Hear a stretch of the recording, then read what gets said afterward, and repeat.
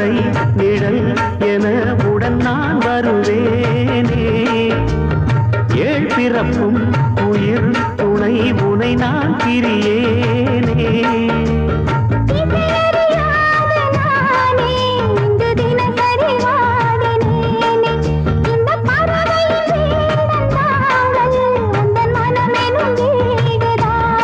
நீண்ட காலம் நேர்ந்த சோகம் நீங்கி போக நானும் நீண்ட யோகம்